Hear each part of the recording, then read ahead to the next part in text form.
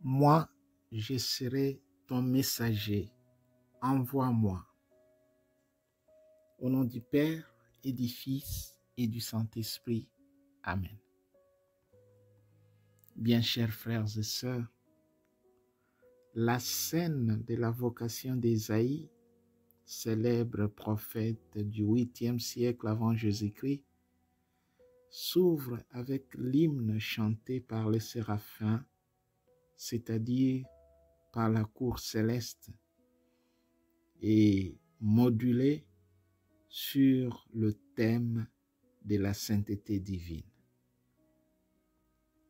La célébration du mystère de Dieu est soulignée par le symbolisme de la fumée, qui est au fait une évocation de la nuée, du nuage qui entourait l'arche de l'Alliance. La purification du prophète par un charbon brûlant est comme un geste sacramentel. Cela signifie que quiconque veut être au service de Dieu, de la parole de Dieu, quiconque désire entrer au culte et célébrer la sainte liturgie, doit être d'abord purifié par la parole de Dieu. La scène pourtant continue. Dieu avance une demande. Il cherche un volontaire. Qui enverrai-je?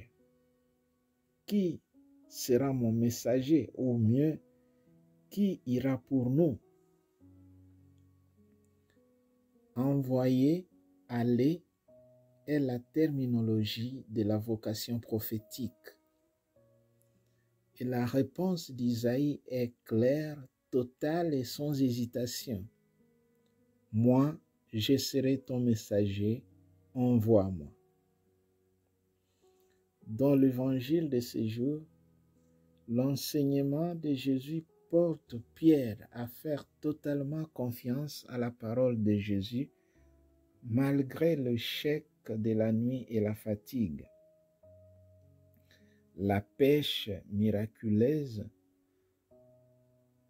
fruit de l'obéissance confiante à la parole divine, ouvre les yeux de Pierre sur Jésus et sur lui-même. Et il confesse: Seigneur, éloigne-toi de moi, car je suis un homme pécheur.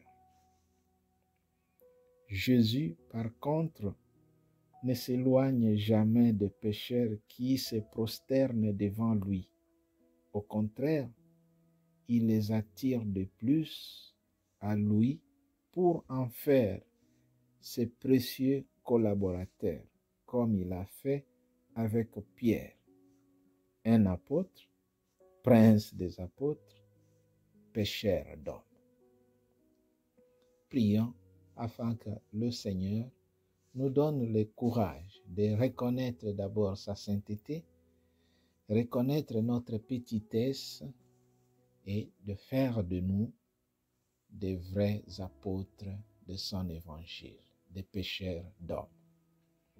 Prions le Seigneur.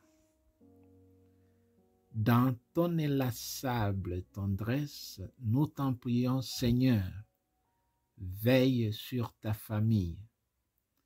Elle s'appuie sur la grâce du ciel, son unique espérance. Qu'elle soit toujours assurée de ta protection. Par Jésus-Christ, ton Fils, notre Seigneur, qui vit et règne avec toi dans l'unité du Saint-Esprit, Dieu pour le siècle des siècles. Amen. Le Seigneur soit avec vous.